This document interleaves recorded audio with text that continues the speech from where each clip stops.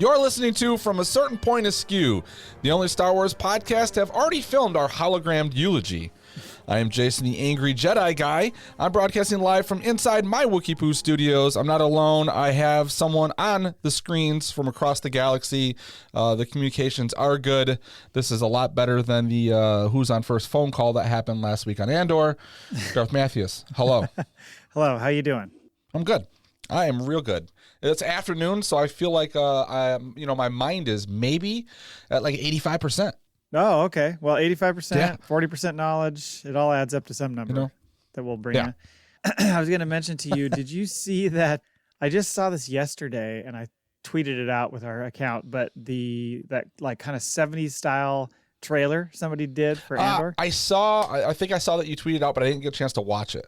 It's pretty cool. It was like a 70s like intro to a TV show, right? Exactly. Yeah, 70s, maybe early 80s, but yeah, the way they do it is really well done. It was kind of a cool vibe to it. Okay, I'll check it out. Definitely worth checking out. Did it have like synth music to it? Like was it a little 80s? bit? Yep. It had some of that music, and it just had that kind of thing where it like shows somebody kind of acting for a second, and then shows starring blah blah blah. So, and then they smile at the screen, or they get like a. It's kind of like that. It's pretty fun. Yes. Yeah. All right. If you would like to find our show, from a certain point askew.com, on Twitter at FACPApod. You can email the show, facpapod@gmail.com. We're part of Podawan's podcast network at Podawans on Twitter. And we are doing a giveaway of a Lego lightsaber hilt. Mm-hmm. And you can get entries to that still through this next week till the next episode when we'll give it away. And that is send us a Maul Bag email, 1 entry for that. Respond to our question of the week, 1 entry for that. And write us a review, you get 3 entries for that. But just, I want to make sure people understood that by next Wednesday, if we record on that day again, that will be the end of the time to get entries, and we'll be awarding the saber hilt. It's over. Have we gotten any good reviews? Three for a review. Have we gotten some good reviews then? We've only had a couple lately, so we could use some new reviews. So please get on that. You get 3 entries. It's easy peasy. Yeah.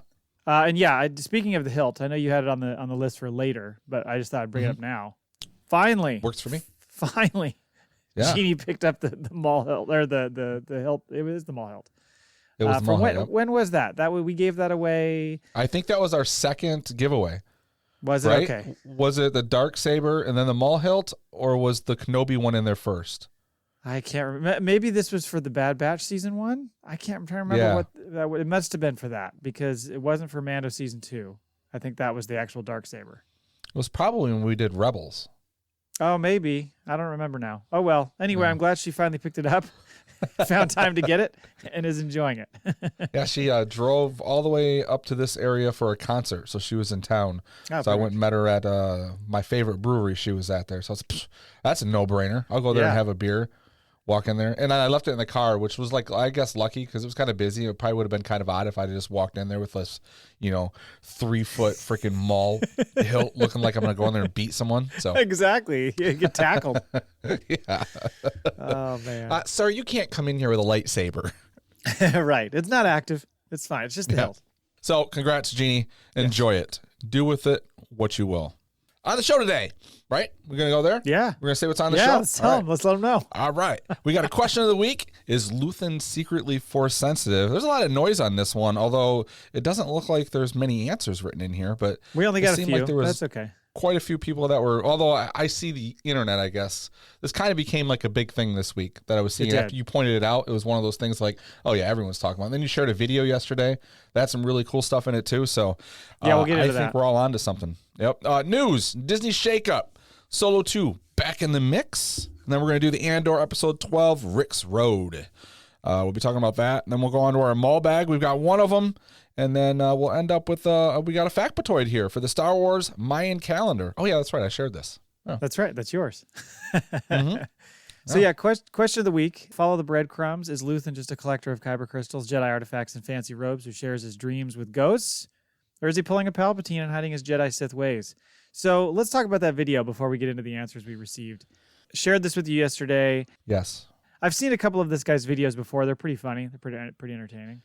Because he likes to do these heavy breakdowns of different things, Easter eggs and all this kind of stuff. He does a lot of Easter eggs. What was it? Videos. Screen Crush, was it called? Was that what it was? Screen Crush. I think that's right. And I can't remember the guy's name, but yeah. He's like in a Best Buy t-shirt? Yes, he's meant to be at like a video store. Yeah, okay. And his dog's talking to him and shit. It's kind of funny. Yeah. But the theory kind of explained that the basis of it was like, okay, well, there are probably a lot of Jedi left behind after Order 66. Either they walked away from the Jedi Order or they closed themselves off, and that's why there's more than you actually think after that purge happened. And so the theory is that maybe Luthen is one of these people. Yes. There was a guy named Bach, from my little notes here, who was like a collector of artifacts, Jedi artifacts. Yeah, it was like was it a Star Wars magazine? It was it's considered a canon story inside of there that tells the story of this Jedi master and his apprentice, right? And then at some point they had separated. Well, I think the Bach guy is just a collector. I don't think he's like an apprentice. I think, but he's somehow becomes in contact with a Jedi named Uvel, and that Uvel is the one who like gives him a load of shit, like gives him a ton of artifacts and stuff after Order 66 happens, and is like, take care of this stuff. Yeah. And then there's some confusion about what happens next. Like, is Luthen that guy, Bach, or is he Uvel, and Bach dies and Uvel, retains all that stuff. And then he's basically trying to hide in plain sight on Coruscant as this artifacts dealer, when in fact he is a Jedi. Or former Jedi, perhaps. Mm-hmm. And they even speculate that Kleya was his apprentice. I was like, a Padawan. Right. Seemed like a little bit of reach, but because I mean, I'm still telling you, there's a little something going on in that relationship. Once it gets dark out and the shades go down, there's she becomes the master. Let's just say. Yeah, well, then they really got into his monologue that you broke down and kind of where your theories were coming from. Is we've been fighting the Empire for 15 years, which really aligns with Order 66 and. Just all the different things he talked about, dreams with ghosts, I'm damned for what I do, using the enemies or the weapons of my enemies, all that kind of stuff, all kind of ties into what that could be. But I still am skeptical. I know you like that theory, but I'm still skeptical. I mean, the theories, like out of a lot of things, it's amazing how much lines up. And then when you add in this story that I was completely unaware of from the Star Wars magazine or whatever, I mean, it's almost crazy. This is like Wizard of Oz and the fucking, whatchamacallit, the album. Pink Floyd? The Pink Floyd album, where like it doesn't go together, but it feels like it does. So I don't know. But we got no answers this week, but we did get answers from some of the list. I mean, we got no answers in the last episode. Correct. Of whether there's any truth to this. Right. But a few people chimed in. Thank you to that for them. Oh my God, I can't talk. You each get an entry. The first one is from 1000th Ghost. If he was Jedi, wouldn't people know him as a Jedi? He's pretty old. But see, this article, or this guy goes on to kind of break it down. It's like, you're not going to know who these Jedis are. Necessarily. There's a lot of planets that don't even believe that it's real. It's mythological. And, this could be someone who left Coruscant and never returned until later, so no one recognized him. Yep. So there's a lot of reasons. And this isn't like one of those conspiracies. Well, it could. I mean, it does seem to match up. There's a lot of truth in this because it's happened before, canon-wise. Right, for sure. Yeah. I mean, he could have easily left early and people kind of forgot about him. So it's certainly possible. It wasn't like communicating with the council, or like that video suggests, maybe he was like, it was an Ahsoka situation. He walked away from the Order, Right. That's possible. Yeah, turned off the Force. Turned it off. Just fucking flip that switch. Yep. It's right in the back, right in the middle of the back, right? You just flip it off. Yep. The Force right switch. above. No, it's a little just above the coccyx. Some would say it's below the coccyx. No. The next one is from Mike Laybourne. He says, "Is Luthen just a collector of kyber crystals, Jedi artifacts, and fancy robes who shares his dreams with ghosts?" Yes, he is. This tweet is going to backfire on me. And so I responded with, "I hate you." Anakin yelling with, "I hate you." But then he responded with something else, and I was like, "Did I miss something? Was he?" He was genuinely just being a turd, right? No, he was just literally repeating the question and saying, "Yeah." Okay. Laybourne, there are plenty of other Star Wars podcasts out there. Don't leave us, Mike. I'm just kidding. I think his point was just to say he's not down with the theory. He thinks he's just this collector. He's just Luthen. All right. And finally, from Zet Jukasa, at best, he's Force sensitive. There are no Jedi in the Rogue One lineage of Hope, just ordinary schmoes. Which is kind of true. I mean, they really have stayed away from it quite a lot. Yeah. Even in Rogue One, you get the little Guardians of the Wills kind of thing, action with Chirrut and all that. But the kyber crystals, but that's kind of it. The rest of it's kind of devoid of all that Force stuff. So, and we talked about that at the end of the theory. We kind of broke that down. So I agree with it. I'm just kind of hopeful, only because I really like this character, and so like the way that it tends to fit is like, it's one of those things where like you can discuss this character for years. You know, hire a younger actor, one of his sons. I hear they're pretty famous. They are. Yeah. Well, and yeah, the beauty is that as we were hoping and expected, he made it safely through the season. So we will see him in season 2, which is nice. Could you imagine if they come back and the season 2 premiere is like, so Luthen died? What? Well, they've done that a couple of times, right? Like, what's her face died, and then like this episode, we go right into it, and they just walk into the ISB, the situation room, right? And Keurig just dead. Like it all happened off camera. What did you call We're him? making a big deal about this. Like, is this going to be something? Did you call him Keurig? Keurig, like the fucking coffee maker? That one was not an accident. Oh, that was good. Kreegyr. You got it. I did say Keurig. Yeah, and we'll get into the Marva thing in a minute, but like it makes sense why they kind of just had her die, because then this, like, the last thing you see from her is this, right, is hollow, So yeah. Let's get into the news. Yes. So Sunday night, I think it was, or maybe Monday morning, I'm not sure, but the news dropped that Sunday night. Okay, that Bob Chapek was out as the CEO of Disney, and that Bob Iger was returning for a 2-year stint, which kind of sounds like a move to right the ship.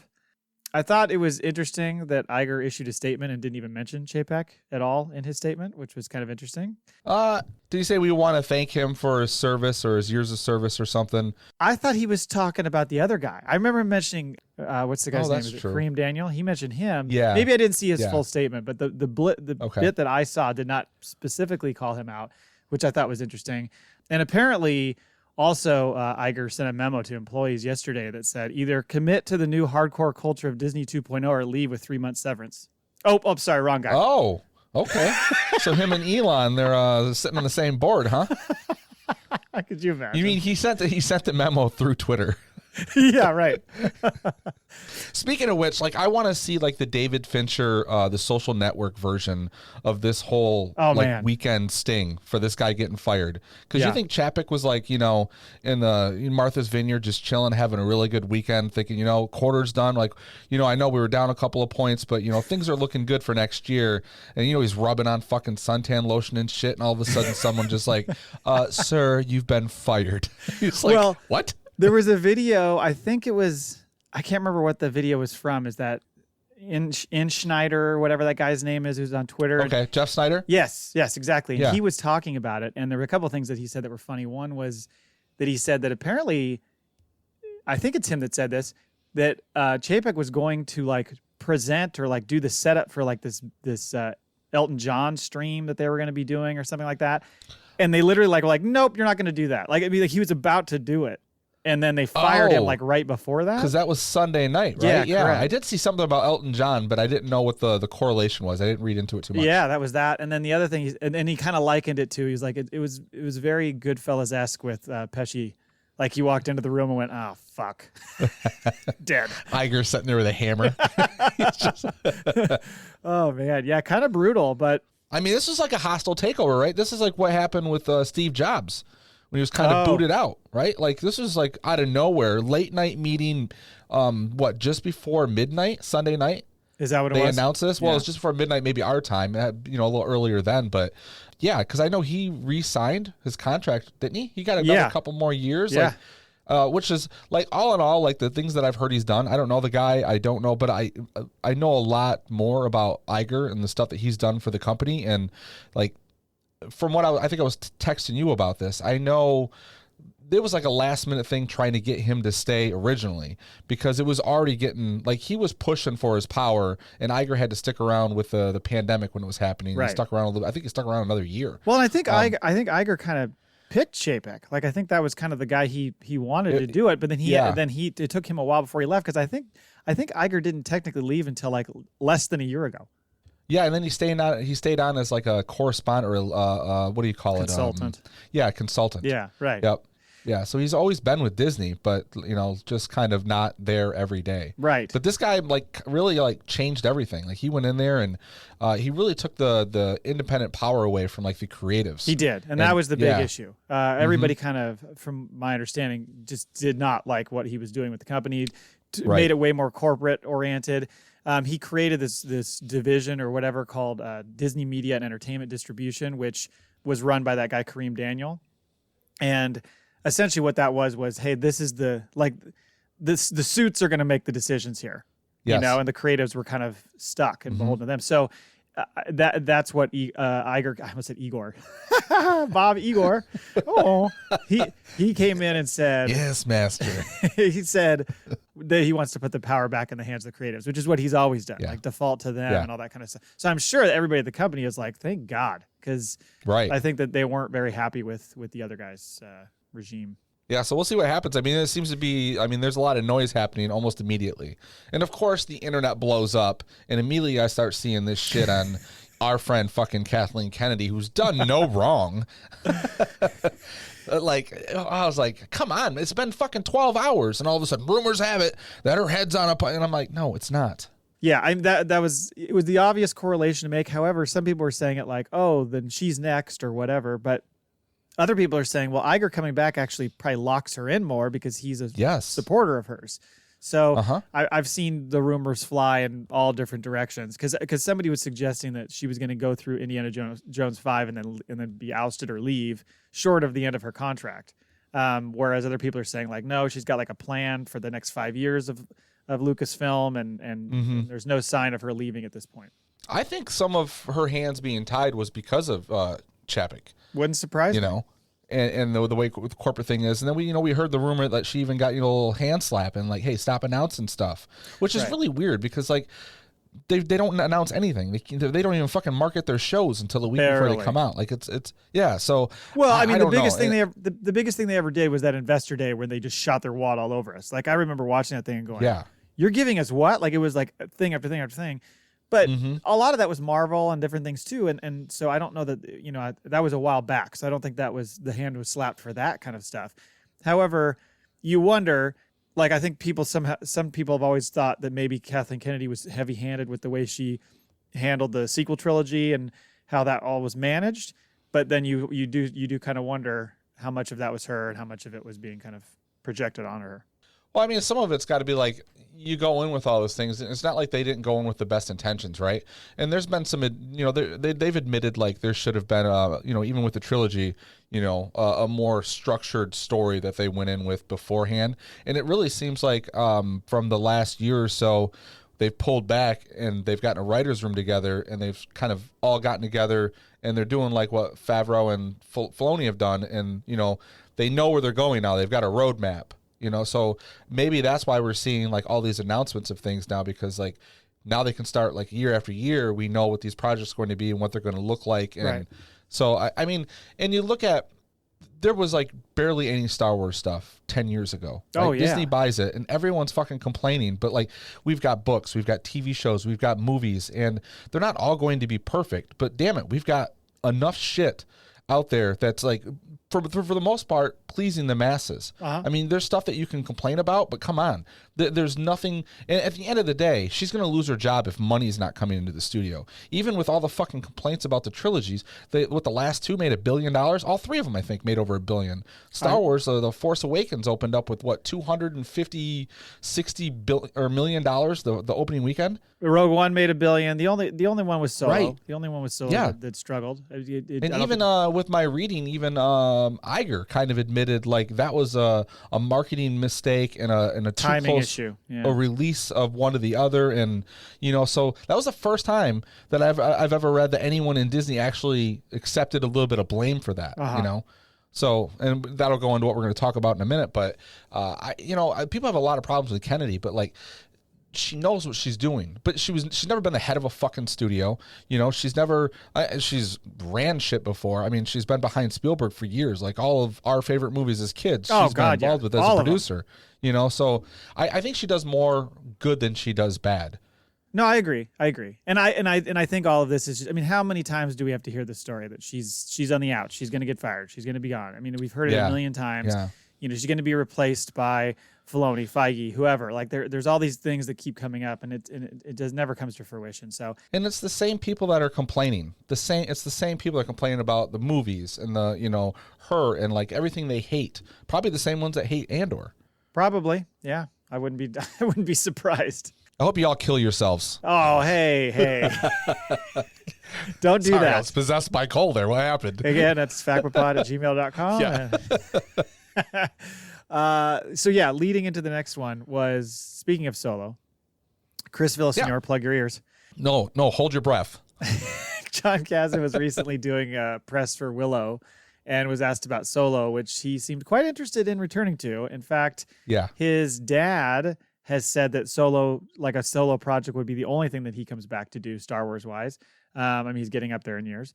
Ron Howard has said he'd like to do it. Alden Ehrenreich has said he wants to do it. In fact, John Kasdan said about Ehrenreich, quote, "There were so many great characters we were able to establish, and for me, the strongest argument for a Solo 2 is the movie was Alden's journey to owning that mantle. And by the end of it, I thought he really did, and he didn't get the fun of getting to just inhabit it for a movie. So I'd love to see him back." Which is exactly what I thought. Yeah. A lot of people had issues with Ehrenreich even before the movie happened. They were like, what the fuck? How are you going to recast Han Solo? Who is this guy? He doesn't fit. And at the beginning of the movie, there's a few parts there I'm like, he's not him. And then he kind of grows into him. I don't think he's all the way 100% there by the end of the movie, but mannerisms start to look similar, attitude, all those things start to come together in that movie. And that's where you see that you get a lot of backstory on why he is the way he is, even though he's this selfish scoundrel in A New Hope. He really isn't. And because you see what's at the root. It's called character development, people. Sure. Mm-hmm. Yep. So you start with, something, and then you want to end up somewhere. You have to put the seeds there and plant and see, oh, this is why he is the way he is now. Yes. But a lot of people don't like that because they have their view on it, and they're like, this is who Han Solo is, and they don't want any more. You're ruining it. Well, it's also like very hard to look beyond that when you're looking at Harrison Ford. Well, of course. So I get it. Yep. But I do have to say, to add on to that, Iger's back, right? How does he not see this mean? Like, he's like getting all the memos, he's catching up, although he hasn't left Disney, so he's been paying attention. But how do you not be like, okay, I've got two fucking Howards that are involved in the Star Wars universe. I've got the Kasdans. I got one of the greatest screenwriters ever that knows Star Wars as good as Lucas. He's written the movies. Mm-hmm. He's written more, well, is he tied for screenwriting with Lucas for movies? But I think Lucas would still be. So what's he got? Lucas has got A New Hope, and then Lucas has the trilogy, which he prequels? had doctored up quite a bit. Yeah, the prequels. So the 4. And then Kasdan wrote Empire Strikes Back. Did he write Return of the Jedi? I don't remember who wrote Return of the Jedi. I know he wrote Empire. And then he wrote Empire, and then he wrote Solo, and he was involved in something else there too. Yeah, but either way, like, he's a fantastic heavily screenwriter. Entrenched. Yes. In the Star Wars world. Yeah, and his son is like, he's doing Willow. Well, all of the Kasdans are doing pretty well from themselves. And John Kasdan was involved obviously a lot in Solo. I mean, it makes so much sense. And what your point being that Iger sees all this, he's got all these ducks in a row. Why not use them? Yes. Yeah. Yeah. And I see more people, the more that this movie's existed. It's, to call it a cult classic is probably the wrong term, but it's like that thing, right? Like, didn't kind of pick up, it didn't do well in theaters, but it's done nothing but pick up an audience sense. Right. It's like Austin Powers, when it came out, it did okay in the theater, but when it hit DVD, I think it was like 60 million it sold in DVD the first weekend. It came out on DVD. Like, it was this massive movie that hit the shelves. So that was what caused them to go and do a sequel. And then, I think Austin Powers 2 did like almost 300 million in theaters. So it was, vastly different from one to the next. So sometimes you gotta build you take your hit on the first movie to build the audience for the sequel. Well, and Solo, I mean, it did rake in like 450 million. It's just that it cost so much freaking money to make, and it was half as much. It cost so much money to make it twice. Right, exactly, and only made a little under half of what Rogue One did. So that's why it was a disappointment. It was just on that scale. Yeah. And the more I think about it, the more I think a sequel is the right move. I used to think, let's make it a series, but I think actually making it a movie sequel makes more sense. I think there's other places for Ehrenreich to show up if they wanted to, the Lando series or something else, or if they ever did anything with Crimson Dawn. So I used to kind of be all about make Solo a series, but now I'm kind of more like, you know what, actually make it a movie. It makes more sense. Yeah, throw a bunch of money at it. Right, exactly. Make it big. One final thing, unless you had anything else on that. No, I'm good. Just that there was just a quick note on The Mandalorian, which we are exactly 3 months away from season 3, if that date holds, February 23rd. There's a Comic-Con coming up next week in Brazil, and I guess there's supposed to be a panel for Lucasfilm there. Mm-hmm. And they were speculating that there might be a little teaser or a trailer dropped at that. I think it's next Thursday. Now we've heard rumors that there's a trailer that's going to be dropping on Christmas as well. So I don't know if it's one of those things where they're going to show them that trailer at the Comic-Con just for the attendees, and then we see that same trailer on Christmas or what. But we're getting closer to actually seeing more Mando stuff. Yes, and I'm excited for it. Fuck yeah! Bring it all on. It's been so long. I would pay $25 a month for Disney Plus if I got to watch shit earlier than everybody else. Yeah, well, and I feel like they should just reach out to us and say, "Do you guys want early viewings of stuff?" Yes, we do. I'm looking into that. I got to figure out how. I keep seeing people watching all these screeners for stuff. I'm like, how do you get that? I don't know. Yeah, but because there's people that had watched the last episode of Andor already. Yes, and they were talking about it the last 2 days on Twitter. I'm like, oh, come on. So you're gonna reach out. You're gonna reach out, and they're gonna go, "Oh, you have a Star Wars podcast? Yeah. Okay." Nobody we've already heard you fools. Yeah. You guys are the ones that keep wanting to get in the writer's room and have crazy ideas. Stop making stuff up. Oh, by the way, speaking of countdowns, we are also 6 weeks away from Bad Batch Season 2 dropping. So that's coming up pretty soon. I need to rewatch Season 1. That's a holiday assignment for me. I'm and for our listeners. Same. Sometime at the end of December, I think I'm just going to sweep through it. Yeah. All right, let's get into this finale, which is sad. It's a little bittersweet, not going to lie, to watch this episode and know that we have to now wait 2 years for the next part of it. But they did such a great job, I think, that I'm okay with it. Episode was called Rix Road. What are your overall thoughts? Well, first of all, if we push play on the marching band right now, that music would last until the next episode starts to air. They had a lot there. They had a lot to play. I was like, good Lord. Someone was like, really got into the groove and wrote, a fucking symphony. Well, the music has been so, it's not like they're like, let's make a few themes for different characters and the main theme and call it good. They have, there's been so much music in this whole series and it changes every single episode. So it's amazing. It's been great though. It really has. Oh, yeah. And I was trying to listen to it. If I would have been able to get a second viewing on it, I wanted to see if there were hints of the theme, like when the Andor comes up on the screen, if that was in that music. Yes, I'm bad at picking up on that stuff. Like I feel the music, but at the same time, there were a couple times in this episode when I watched it the second time through where I heard a theme or something, maybe even in the credits or whatever it was, and I thought, where did I hear that before? Like I know I heard that earlier in the season, but I can't remember exactly where. So I can't place all that stuff. But that's what it felt like to me too. Big musical themes there, yeah, for sure. It was great to see all the major players convene, which is what we were kind of expecting, that everybody would kind of end up on Ferrix. Even though some of them didn't do anything. Some of them didn't do much. Luthen. Uh-huh. But there's the way they built the tension, I thought was great. It was very slow. And like you said, with those musicians kind of building and building, the fucking tower clanger guy. Yeah. I just thought the way, and we'll get to that when we do the kind of the blow by blow, but the way they kind of slowly were kind of setting the pieces. And then all of a sudden it was like, hold on, the anvil guy's banging. Like, we're going. Yeah. This is it. Yeah. And then it just built and built and built. I loved it. The Marva speech, a lot of emotion in that, was fantastic. And did you think at first when you saw the holo of her, were you like, so you were in Harry Potter, and I keep thinking about ghost shots in Harry Potter and how they looked in like holographic form, and it almost looked Harry Potter-esque. And then the end credit scene, which I thought was cool. I thought we might get a little bit more than that. I still thought it was cool, but I was like, oh, okay, they're just kind of confirming that for us. Okay, that's fine. I thought that was kind of cool. I wonder if that was like a last minute thing. Like, oh, let's throw this in there. That'd be kind of interesting. It could have been. I thought, knowing there was a credit scene coming, that we were going to get a taste of someone else. Like, I thought we were going to get like a character taste. Like, ooh, look forward to this next season. Yeah, right. It's more of a cliffhanger, but that's okay. I wonder if anybody is like new to Star Wars and they're like, oh, what is that? Yeah, what the hell is that? That would be awesome. Can you imagine going through it with those eyes? That'd be great. Yeah. Do you want to get into the blow by blow? Did you want to go into your Andor Syril two sides of the same coin rant that you did to me on DM? Oh yeah, you have to. I feel like you're not enjoying my rants. No, they're great because what happens is I see the bubble, like he's writing, and then it goes away for a while. Then he's writing, and it goes away for a while. So whenever that happens, I'm like, it's going to be like 6 paragraphs. I can't wait to read this. It's pretty fun. Oh, I'm writing it at work, so when I get a minute, I just feverishly continue where I was at. Yeah. No, you were just getting into like their motivations, I think. I'm trying to remember because I have it right here. Well, thematically, my idea was that Andor seems to be the opposite. Andor and Syril are the opposite thematically.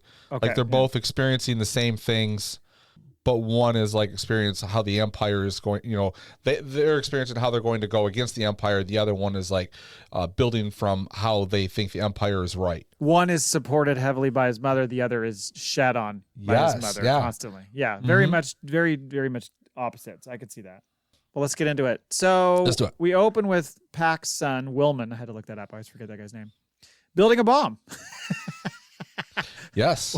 While glancing at his father's hollow. And I was, for a second when I saw that, I thought, did we see him die? The only thing I don't know that we ever saw his death scene that I recall, but it was more that fucking creep Ty, whatever his name is. I have the way down further in my list, but that captain or whatever that's on the planet that's such a like Nazi boy who was like, I'd really like to hang him. And she agreed to it. So I guess he got hung. Yep. Yikes. Uh-huh. But Dedra arrives on her Imperial shuttle with some Death Troopers. Yes, she does. Did we see Death Troopers before? We did, right? In this show or no? I feel like we've mentioned them, but I don't know if it's because we were talking about the trailer or this. I mean, this seems like, no, we've not seen them yet. I'm going to go with no. Okay. I can't remember now. Anyway. So she heads to the hotel to check on Bix, who's just scrambled. Yeah, she's having a rough time. Oh, she is. And so she decides to go undercover with Korv and walk around the town like incognito.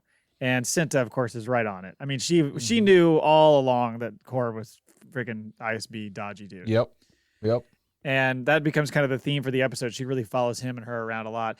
And then meanwhile, I think it's Jan is how you say his name, meets up with Brasso and tells him that he talked to Cassian and told him about Marva's death. And that Cassian asked about the funeral, but otherwise it was a short conversation. So they're expecting him to show up. Mm-hmm. But that little rat Nurchi, I had to look up his name. He's fucking listening. The one that takes him to the bar? I was trying to figure out, when did we see him last? I don't remember him. We saw him in like the first or second episode. Remember when he had that big alien dude who was kind of trying to be the heavy? And he was trying to get money out of... Oh, that's him that gets into Andor's face? Yes, that's that guy. Okay. So that piece of shit, he's still looking for his money. I guess. At this point, he's just trying to get paid because he's selling him out big time. Because, then that guy's in the bar with Jan and is like, oh, could you imagine how horrible that would be to not know about your mom's death and not be at the funeral? That'd be, like, terrible, right? But I love how Jan starts to talk. And he's like, you never know. And he's like, don't tell me if you know anything. But which I got all the confirmation I just needed from butter him up, yeah. Yeah. That's almost confirming, you can trust me. Yeah, right. Back on Coruscant. So Mon's had a rough day. And I know this, again, pains you. Because you see her, she like opens up her coat. You're like, wait a minute now. Yep. she's hot and bothered. That's usually how things start. Like when we get home, the coat opens up. Coat opens up. That's the sign. Uh-huh. That is the sign. Daddy's coming. She picks up Perrin somewhere. He's probably at a bar or something, and to head home. And he is. He gets in the fucking car with a drink. With a drink. Yeah. So you can't take that. Never mind. We get some pretty deft maneuvering here by her. At first, I didn't think that's what was happening, but she knows Corliss is an ISB agent. And she's like, hey, we need to have a private talk, knowing that if he's an ISB agent, he's going to listen to her talk. And then lays into Perrin about his gambling problem, his addiction. And he's like, what are you talking about? So legitimately, I don't think he's gambling. She's just saying it because she wants to cover up the debts and the money moving around. Who is this person that told you? Tell me who this person is, and I'll tell you why they told you. Yeah, let's not get into it. I don't. I love that. I just like the way she did that. That was pretty cool. But yeah, I mean, you even get almost like a bit of a kind of a smile at the end. She's like, I'm playing this. She looks out off in the distance like, I think, did he get that? I think he got that. And it fucking works because we'll hear it later. I mean, that they're like, oh, well, maybe that's why there's been some weird transactions. Yes. It was funny listening to him try to defend himself, though. It was such a like gambler Like it was almost like I always win though. I don't have a problem. I can stop whenever I want. I'm up for my lifetime, just so you know. Yeah. No, you're not. Yeah. It's been a bad year, but I'm still up. Right. There's a reason those casinos are huge in Vegas. It ain't because you're winning all the time. Right. So and we even got a Canto Bite reference. Yeah, we did. Fun little tidbit there. So back to Ferrix, where Vel's waiting for Cinta to return, and Cinta shares all these juicy details that she's been watching the ISB guy. His boss showed up, which is obviously Dedra, and that's like a sign, like they're preparing for something. Andor's coming, so like we need to be ready. So when they first show Cassian, were you like, you want to disguise yourself, put a hat on, something, because you are just out in plain sight there, dude? He's real. Well, first of all, he's comfortable. Like that's his home turf, right? But also with all those people there, you think there'd be a little something. Like he's real, like sold on the fact, like last time they saw me, I had a beard. I'm shaving. I'm good. Little does he know that Dedra's assistant has already called that out. He shaved. Yeah. Yeah. So he stops to see his dad, Clem's brick, and we get this flashback to him being taught about, like, you know, essentially like keep your eyes open. There's possibilities everywhere. People overlook things all the time, and you know that's kind of how they live. And then he sneaks into Bix's place and he finds Pegla. You remember this dude from the shipyard? Yeah, the guy with the dogs. Yeah, the guy with the dogs. Tells him to park the ship and not take it again. Right, exactly. Yep. And at one point he says, we're selling the place, talking about Bix's place. And I'm like, yeah, is it like a royal we? Are you somehow connected to Bix that we don't know about? I don't understand that part. Yeah, you're right. I'm not sure if there is a relation there, but I think it was, maybe it was they're pretty sure she's not coming back. Yeah. Right. Yeah. She's certainly going to be tough for her to return to work in her mental state. Mm-hmm. Poor Bix. Yeah. I'm looking forward to next year when they do like a little bit of a time jump, you know, and she's kind of feeling good, you know, and Andor returns and she's happy to see him. He's like, you know, I missed you. Let's make a baby. And all of a sudden it's like the trigger word. She starts hearing mbop again and shit. Oh, no. Did you say baby? Yeah. Not the children. I got you this great tape. I made you a mixed tape. Puts it in. No. So then later that night, he's back at that little scrapyard, you know, hideout camper van he's got, and he's going through Nemec's manifesto. So we get a little info from Nemec there, where he's basically talking about how, like, you know, rebellions happen on small and large scales, and they're happening all over the galaxy. And like I said, the Imperial need for control is so desperate because it's so unnatural. Yes. And he said, and the big thing he said is, one day all these battles will lead to one single thing that will break the siege. Yeah. I think we know what you're hinting at there, Nemec. He's got something there. Yeah. So that was pretty cool. It really gets into kind of his mindset and how he's slowly kind of coming to the realization that he needs to fight for the cause. You know, this is all leading into his, you know. Yeah. So then Dedra is going over the plan with her crew, but she explicitly says, I do not want him killed. I want him captured. She's very much a capture. Like, she likes to torture. She doesn't want to just kill you straight away. Yeah, no snipers. No snipers. I need them alive. And make sure everybody knows that. No fucking snipers. Yeah. And then she has to kind of repeat herself later. She's not happy about it. Mm-hmm. This is also when you get the scene where Corliss is sharing that information with Blevins. We see him saying, like, hey, I was listening to Mon talk, and this is what she said to Perrin, and this is what's going on. And then ISB's having a party. It's a freaking watch party. Let's watch. Let's watch. What do you call him? Keurig. Let's watch Keurig get slaughtered. And Keurig and all his pods are turning dots on the screen there. Exploding over here. So, yeah, I mean, we had thought about it last week, I think, and even the week before, saying, like, are we going to see Kreegyr? Are we going to see any of this happen? And I think we both kind of thought maybe not. Like, it would just be something that happens. It wouldn't be a major scene. I mean, there was a thought that it could be, and that maybe Saw somehow was involved. Well, because I had thought originally, because Star Wars tends to be like, you know, the last thing. There's usually multiple battles in different places. Right. Yeah. So I thought we'd see that. But this show has done a really good job at, like, kind of staying grounded and really kind of focused on its characters, and it made more sense to get everyone in that on Ferrix. Yeah, it's everybody but Mon essentially is on Ferrix with all this stuff happening. But yeah, they're having a party, like, hey, sweet, Kreegyr's dead, blah blah blah. And I mean, they're even saying, you know, do we get any prisoners? No. And I love how they're like, she's not happy about it. I love that. Major Portagaz is over there trying to talk her down. And what's he say? You know, something about the Emperor, like, if you want a conversation or something, then he says get access if you want to start a conversation. He Yes. said the whole purpose of this assignment or this mission was to like get the taste of Aldhani out of the Emperor's mouth. Uh-huh. Like we needed a win. We needed a big slaughtering win. So Yes. there you go. So then Corv has been staking out Marva's place. This shithead Corv. Fucking nasty. And he notices that the guy walking out with B2 is someone else. He's like, shit, we've been played. Yep. And you realize that that's because they've managed to get Brasso to a meeting with Cassian. Oh, he's sharing Marva's dying words with Cassian. That was pretty tough listen. But basically said like, it's not your fault. You're the first spark of this fire. Mm-hmm. And he says something about how like she thinks that he feels everything he needs to feel and knows everything he needs to know. And if those two things come together, he's going to be like an unstoppable force of good. Yes. Which is really what you want to hear from your mother, maybe before she dies. But right. You could have told me that before. Yeah. Remember when I was leaving and you said those things? The last 5 years, every time I left, you told me I was a mistake. Right. So yeah, essentially she's successfully raised a revolutionary. And she said, and the last thing he said is, I love him more than anything he could ever do wrong. As a parent, that hits the heart. Yeah. Then lo and behold, who's on the city bus together? The weirdest transaction too. Like what is the hat exchange? I don't know. Did they like become fucking blood brothers? Like what was that? Did we just become best friends? He just like hands it over. He's like wiggle wiggle, and then they swap hats and put it on. It was like a ceremonial thing or something. Was it like because he was he wasn't in a uniform. I was gonna say, was he like giving him the hat that made him the leader?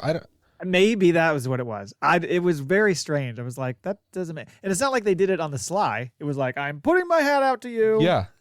Yeah. So weird. For a second, I thought, is Luthen going to be on the bus back there too? Because he parked his car out in the boonies. Speaking of Luthen, he finally shows up. He goes and talks to Vel. When he walked up, I was like, oh, here we go. Yeah. They're finally talking. But they just went right into it, all business. And and she shares how like the female ISB supervisor's in town. He's like, sweet. They can catch him and we'll kill him. Boy, like nothing ever wrecks this guy's day. No. He always turns it into a positive. Everything's according to plan. Uh-huh. Yeah. Oh, good. They're going to do all the hard work for us. They're going to want to take him alive, so we'll kill him when they capture him. Yeah, what does she say? I'm like, how could that possibly be good? There's something like that. Which goes to show in the last episode, she's like, you'll do no good there. Come home. Right. And he's like, well, that's not true. Yeah, He's always like, I'll always make things always happen. make things good. Yeah. I'm a player, and we man. forgot, like, when Vel first shows up, she goes to see Cinta, and she's all like, yo, let's rekindle this romance. Yeah. And Cinta's like, sorry I didn't get there. I was busy doing blah, blah, blah. And she finally was like, woman, you need to turn around and give me some attention. Yeah. Look at me. I'm standing right in front of you. Yeah. She's all business, Cinta. Yeah, I'm not quite sure. How did Vel break her down in the first place? I don't know. I think, and who knows? But Cinta, I mean, she's probably been very hardened by all the stuff that they've gone through, of course. Yeah. But it's like Vel is the one who seems to be the most emotional or sensitive about certain things, because she's dealing with Luthen and she's dealing with Cinta, and both of them are just like, whatever, man. We're trying to fucking win a revolution here.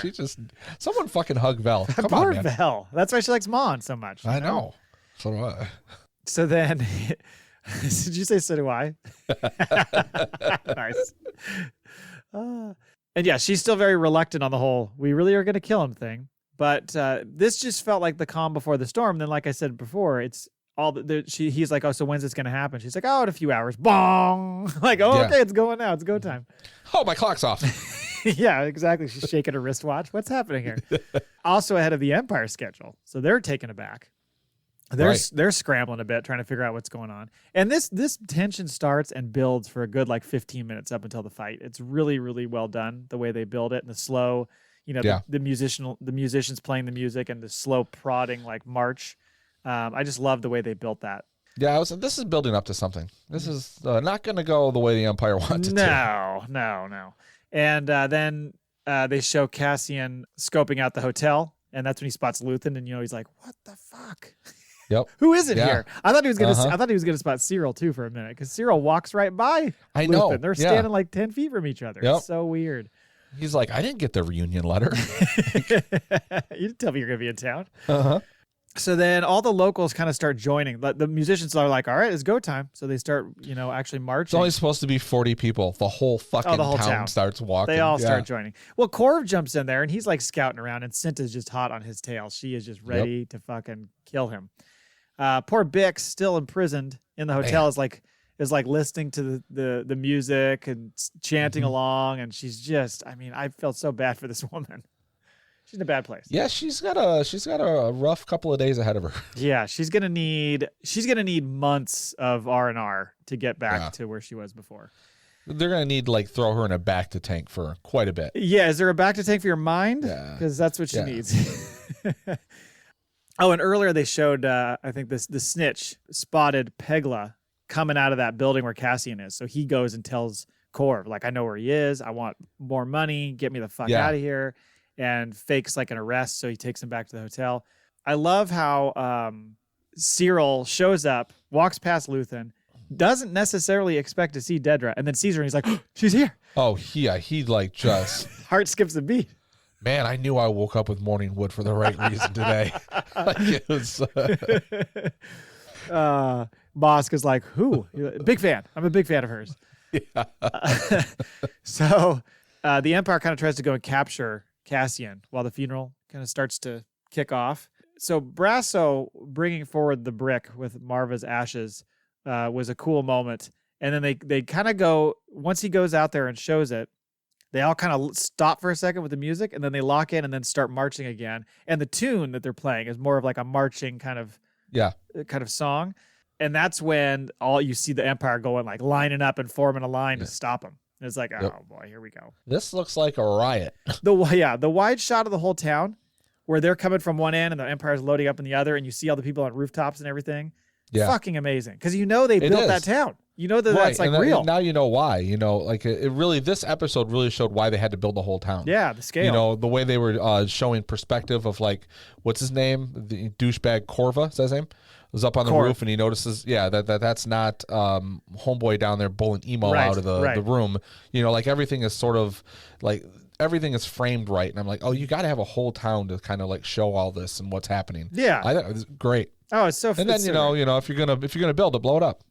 Well, in the end, you got to blow it up. Just like the Book of Boba. They made that town. They had to blow it up.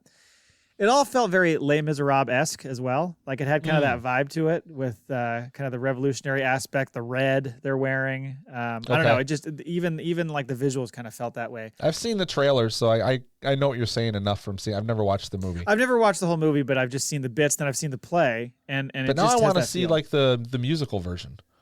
The musical version of Andor. Yeah, where they're singing. Would you have shit your pants if all of a sudden broke it just started? Into it? Yeah, everyone starts breaking into song. Luthen's like, I'm here to make things change. Oh, they should do that. Oh. Andor the musical.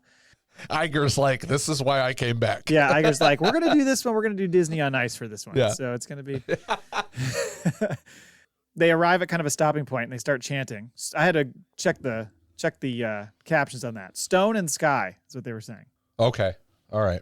And then the Empire doesn't find Cassian because he basically took off to infiltrate the hotel. Because this whole thing is a great diversion for him to fucking go in there and get Bix. So that worked out. Uh-huh. So now B2 projects this holo of Marva, and it's a fantastic speech. She's talking about, how we've been sleeping and kind of going about our business and ignoring the Empire essentially. Yep. But she says this darkness has been growing and spreading like rust, and now it's here and it's not going anywhere. So we got to do something. It continues to grow in our sleep or something. Right. She said it might even be useless to fight. It might be too late, but she's like, if I could do it all over again, I'd wake up early and I'd fight. And then she goes, fight the Empire. It's a really cool scene. Yeah, it was. But of course, dumbass, it's Captain Tygo. That's his name. Okay. He's the idiot. He rushes up and tries to throw his coat over the and he doesn't even get the whole thing. Not even close. Chica. Oh, I thought that was funny. Poor effort. Then he just fucking kicks Bix over. B2 over. I know. And that's when Brasso's like, are you kidding me? You're dead. Fucking brick to the face. So yeah, shit's all going off now. Although I was worried because Brasso, I love the fact, it's not lost on me that he's physically using Marva to beat the fuck out of troopers. Yes. I like that. Yes. I like that element of it. She's still in the fight. She's still there to fight, man. But I was worried. I was like, oh, don't break the brick. It's Marva.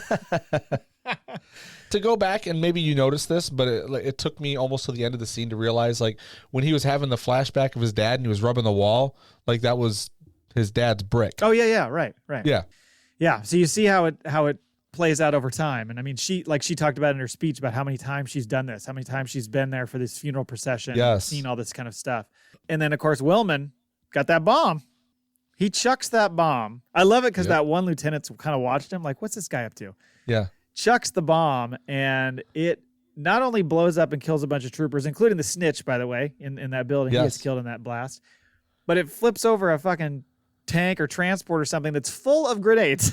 Yeah. And it looked like, you ever see those videos every, like, I don't know, 2 days after the 4th of July where it's like, well, this firework display went wrong. That's what this looks like. It's just yes, like, it was exactly that. Oh, that caught me. Then they show a shot of Vel running into the smoke. And for a second, I thought, oh, no. They're going to show her running into the smoke, and she's going to come upon a dying Cinta. I kept worrying that Cinta was going to die. But no, Cinta's fine. I thought she was going to go in there and, like, whoop some ass or something, because that shot to me was Zack Snyder, Batman versus Superman, where Bruce Wayne, like, the fucking city's falling down at the beginning, and he just runs into it. And I'm like, that's Batman right there. He's just going into it. Yep. And I was like, oh, she's going to, lightsabers are going to come out. She's going to start chopping.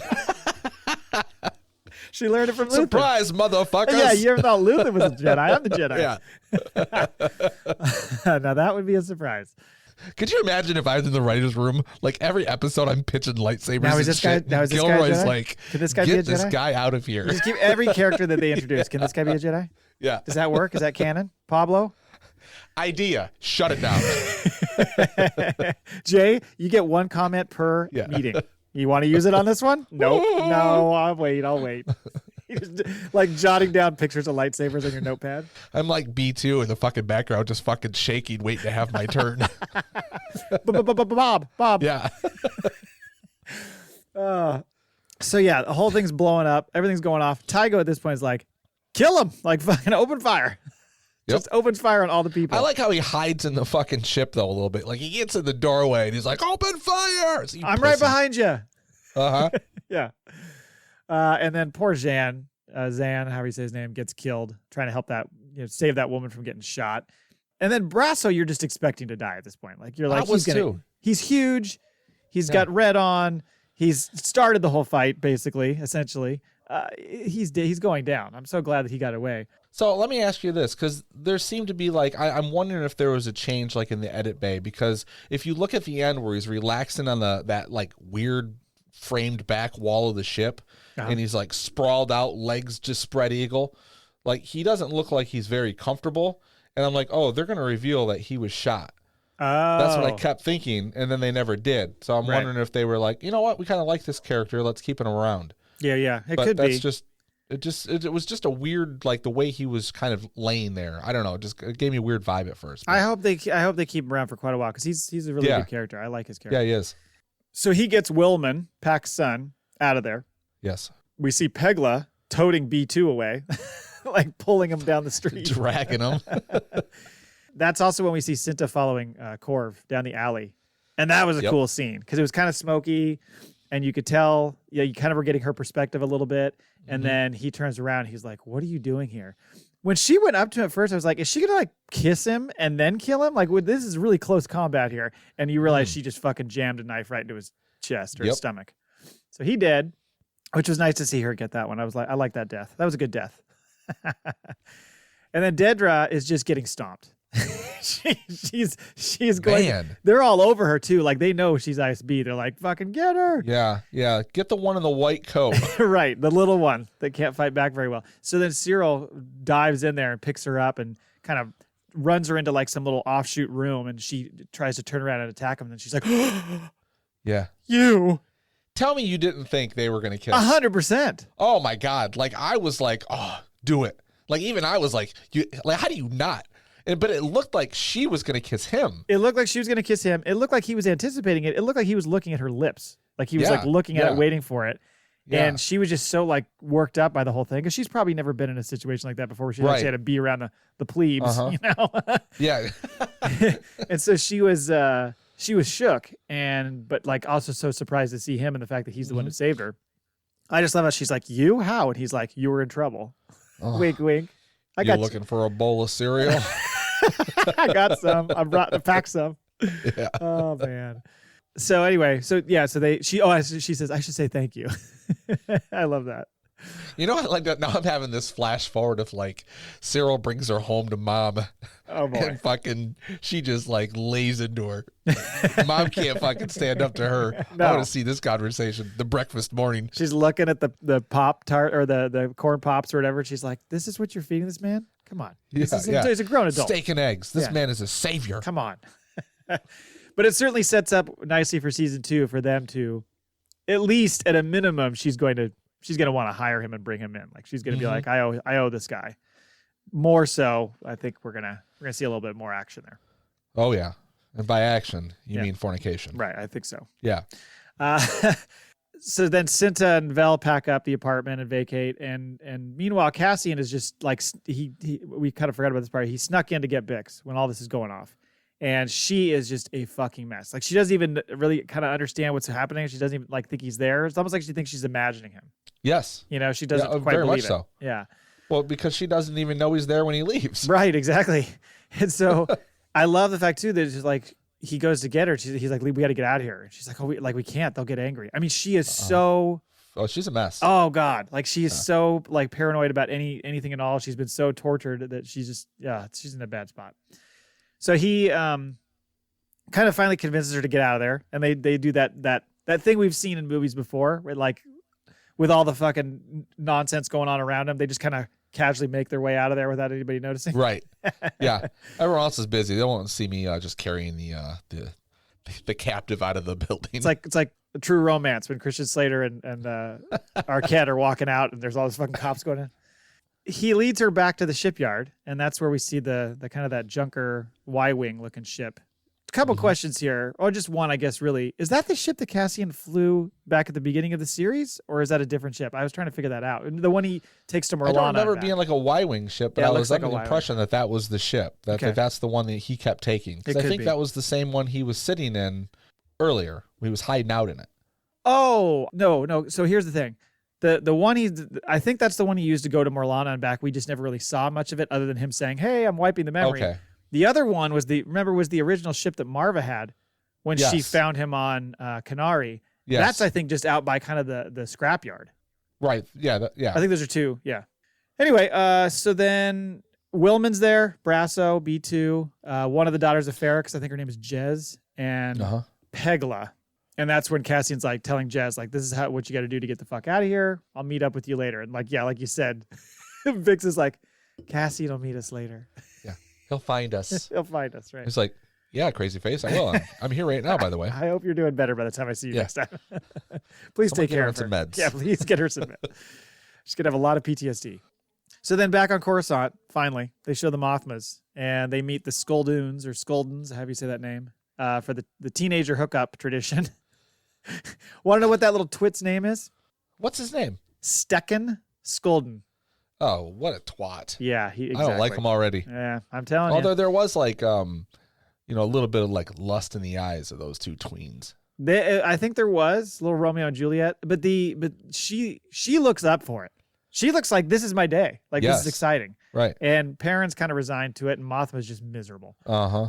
So I guess she's kind of covering her bases here, because she knows that maybe this whole gambling ruse will help explain some transactions, but to have more kind of fluidity going forward, she probably needs to be in bed with Davo, much to her chagrin. Kind of a letdown at that. That's where we left off, though. I know we just didn't get a lot of them in this episode, and I understand why. There's probably going to be a lot more presence of her in the future. We're going to see her like working with Bail Organa and all this stuff. We'll get into that in a minute, but I think we get more of her then. I think this was just their way of showing like we just want to show a little taste of what she's finally had to commit to. Uh-huh. After observing the aftermath of what went down from afar, Luthen almost looks like he's got mixed emotions as he's looking down on all that stuff. Even when he's watching the Marva speech, he's taking joy in the fact that those seeds he's planting of this rebellion are starting to really happen. Like they're actually starting to sprout. Yes. he's seeing these people that want to stand up and fight the Empire, which is all that he's been about, is trying to kind of, ignite that. But he's also like seeing the human loss. I was going to say, I think like it's one thing to like stand for it and try to push it and know you're in the right, but then when you're in the environment and you're witnessing it, and he seems to be a little shaken by that. Right. Watching the death and the mayhem and like knowing that he's responsible for a lot of this, most of it, so. Right. And knowing that, it's probably why maybe the Keurig thing was easier, is because he didn't have to see any of it. Right. He just set it up but then he checked out, but having to see it firsthand, all these people getting mowed down by stormtroopers is, probably affects you. So he goes back to the Fondor, only to find Cassian there waiting for him. Surprise. Yep. And Cassian's like, basically like, I'm in your hands now.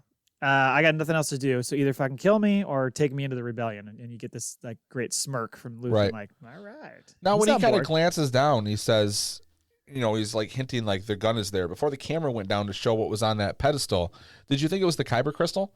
I thought he was putting the Kyber crystal back like, here, I owe you this. Oh, no. Instead of the gun. I figured it was kill me, like here's a weapon, kill me. I didn't know it was necessarily his gun or whatever, but yeah. And as much as that ship can do everything. Like, he's almost Michael Knight in space, right? Goddamn. Yeah. The ship can't call him on his wristwatch and be like, Michael, there's someone on this ship. Like, Remember that guy, Clem? He's here. And he's got a gun. And he doesn't look very happy. Nope. I don't know what he's going to do. Yeah, then we get so that kind of sets it up. Essentially that in retrospect, this whole season, as we thought, was just kind of taking a guy from Survivor, oriented more toward his family alone, to he's been made into kind of a revolutionary and he's ready to like jump in with both feet. It stands for something now. Right. Yep. And then you get that end credit scene, which is these spider looking droids using the parts they built on the prison to build out, the not only the Death Star, but the main weapon panel of the Death Star. Dish. Yeah. That was a cool shot. I like the visuals of that and how like they backed out of it and you saw just why they had to make so many of those. Although the crazy thing is it looks like it's almost complete, right? But then we see in Rogue One, there's this shot where it looks like the dish first goes into it. Like, exactly. I thought about that too. 4 more years yet to build that whole thing out. So that's what I thought about too. Is I thought the timeline here is a little odd, unless they're just showing it as a jump forward to say this isn't necessarily what's happening right now in line with what Cassian just experienced. This is what that was going toward, just to give you a taste of where that's headed. So it doesn't have to be on that timeline, but I felt the same way. Yeah. So what do we get next? We know it's going to fast forward a year-ish. So we're going to be like catching up with people and seeing where they are. Hopefully, like we've said, Bix is in a better place. Yeah. But like, where's he going to be? Is he going to be with Luthen? Is he going to be back with that crew that he left?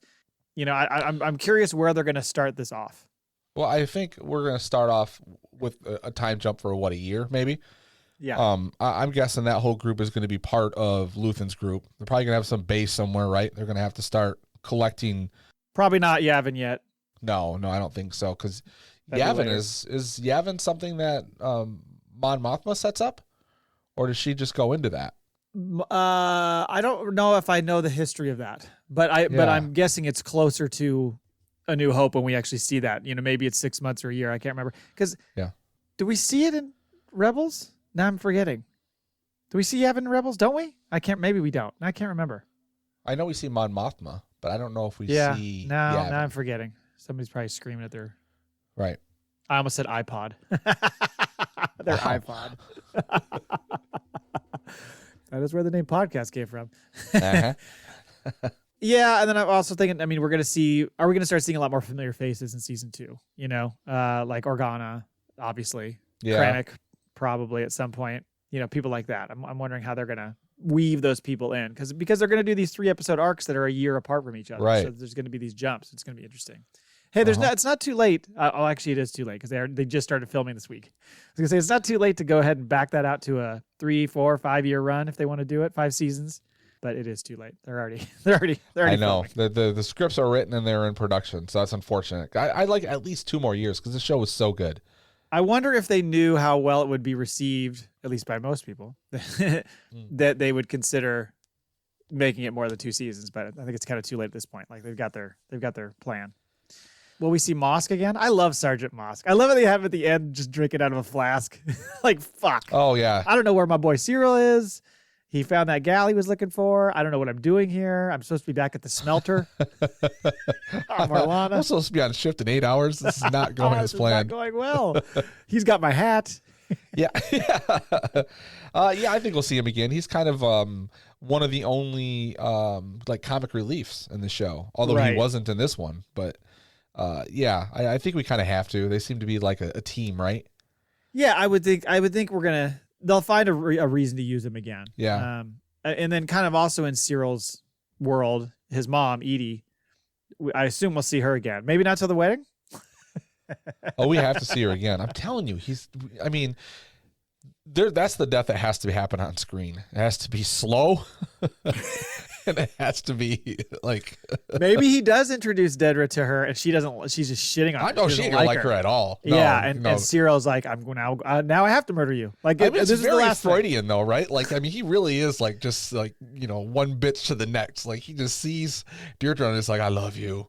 Just a different type. But oh my God, like there were some sparks that were flying in that scene. Even I was like, whoa. This is some heavy stuff here. The X-rated version of Andor, yeah, it's like doggy style in that room. I mean, that's happening. Fucking just knocking down shelves. She's pegging him. Yeah. I was trying to think of anything else. They do leave it in a good spot where it's just wide open. I mean, who knows where they could go? It sucks. We have to wait 2 years. Yeah. It's gonna be a bit. Yeah, and I'm sure we're going to get some little teases or, this person's coming. But I think you're right. I think we're going to see some familiar faces, at least familiar faces in the, like, who would be in the Senate, stuff like that. Right. Yeah, more so with Mon Mothma's side than anyone else's. And hopefully, like, her story was so good, but it was so, like, self-contained. Yeah. We do need to see that build up a little bit. Her interact more and all that. Yeah. Yeah.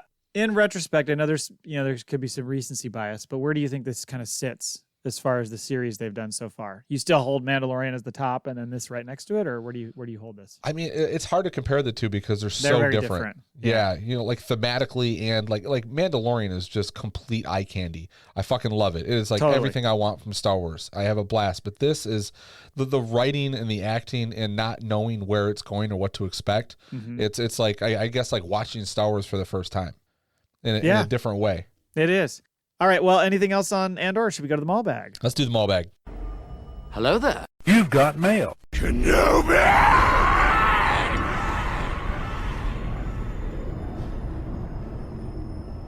All right, we got one email from Mike. It was very late. It was actually not even an email. It was a tweet, but I'm going to count it as a Maul Bag because he said this is for the Maul Bag. He said, because it came up in a response. I think I was responding to, I don't remember which show I was responding to now.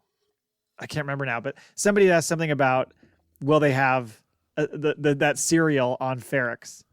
And I said, no, they don't eat breakfast, or they don't have cereal on Ferrix. I said something like that in a comment. Okay. So Mike followed that up and said, okay, Maul Bag question. If there's no cereal on Ferrix, what do they eat for breakfast? Great the question, Empire. Mike. Oh, there you go. Pieces of shit like the Empire. Yeah.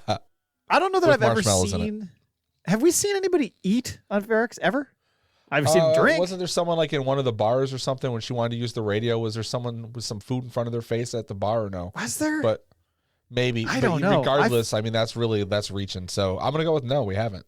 I think it's all spotchka. Even like Cinta, the bar she worked at, I don't even think they had, bar snacks there. They had nothing. I think maybe this is why most of these people are in shape. All their calories they drink all. It's just all protein. Yeah, I think. I just thought that was odd. It's so weird. But anyway, eating and Star Wars have always been an odd mix, like back to the days of Luke on Dagobah, eating those the fucking breadsticks and shit. Yeah. But we did get someone taking a piss in the show. We got, there was a couple of firsts in the Star Wars universe. It's true. It's a good point. Thank you, Mike. FACPAtoid, you want to take this one? Okay, yeah, the FACPAtoid. I found this image someone had shared. I don't remember what Star Wars love account it was, but it was when we're in the antiques room where Clea and Vel are having the conversation. They end up in between, like the shot with the both of them, and there's the Mayan calendar looking thing in between them. Says the Mayan calendar. The calendar starts in 400 BC and ends in 2012. Many believed it predicted the end of the world in December 21st, 2012. George Lucas is said to be of those that held this belief. He also sold Lucasfilm to Disney in 2012, only a few weeks before the calendar came to an end. I mean, that's reaching, right? Could you imagine, God, like, reaching. come January 1st, Lucas opens his eyes and he's like, fuck. I shouldn't have done here. Yeah. Well, and what good does it do you if it's the end of the world? What good does it do you to just get that $4 billion or whatever the hell he sold it for? Like, what is it? What does that do for you? Yeah. Just It's a not load of like he cash went now? on like some drunken binge that's all over TMZ that we have That'd proof be that, awesome. he was expecting the end of the world. Or he would need to do it earlier. You got those doomsday people who like buying property in New Zealand and shit, for that stuff. So maybe he should have been doing that a little earlier to secure his spot. Maybe You don't go around shopping for the Lucas. Well, it's not even the Lucas. It was the George Lucas whatever museum, and he was like 4 different states. Right. He did. Are they building it? Is it in Chicago? L.A., isn't it? L.A. Oh, is it think Chicago? LA. I don't remember who ended up with it. There was like 4 cities that were like really fighting for it. I think LA. I thought it was L.A. Would make but more maybe sense, right? Kind of his area, but he's got that whole library going together, and you don't start blueprints on that, sell your company, and then be like, oh yeah, we're all going in a few months. Right. But still, kind of an interesting thing. Well, Luthen's gallery is very, very much like Dryden Voss's office in Solo. Yes. It's just, I mean, it's just like an Easter egg fest of random shit. Even down to the fact that they're like throwing Indiana Jones shit in there and stuff. Like they're doing it for fun. I think to have a little fun. I mean, you heard Tony Gilroy probably in an interview talk about how he didn't know what most of those things even were. Yeah, right. Yeah. And he's like, I found out later the people that were putting that room together were like sneaking this shit in. I didn't even know it. Set designers are like, oh yeah, we'll pull one over on good old Tony. Yeah. You know what? I'm going to predict next season one of the visitors to the museum, or what are we calling this place? Gallery. The gallery. Okay. One of the people, it's going to be Drayden Voss. He's like looking for a new piece for his, because he would be, this is before Solo. Well, wait. He would be dead, wouldn't he? I'm trying to remember when Solo ends, like what the BBY is on that. But Dryden does get killed by Kira. Because we're 5 years. We're 5 years before A New Hope, right? Right. We're 5 years before Rogue One. So Solo is probably. I think Solo's like same. 10 years. Yeah, I think Solo's like 10 younger. years before. Yeah. Yeah, So right. I think Dryden might already be dead. That's fine. Kira's Maybe Kira shopping comes then. in. Yeah, she Kira takes on the love for. She's got the same hobby. In that fight scene, shit got knocked over, things got broken. Right. She's got to replenish what's in the office. So makes sense. That's how they bring her back. Like really? Like that's the moment? Well, you think with all the people that Luthen deals with, he might have some insides with one of the criminal organizations. I would think so. So He's gotta very be much could see sneaking one around of there. them. Was it the Crimson Dawn? So Crimson Dawn and Black Sun and all those other things. Yeah. All right. That's it. We're done. You're welcome for the FACPAtoid. See you next week when we discuss all the winnings and the spreadsheets put together, and we're going to give away a Lego hilt. That's right. I better get on that. You got a busy week ahead of you, sir. I do. Thanks for listening. Until next time, Podcasts are built on hope. we have spoken.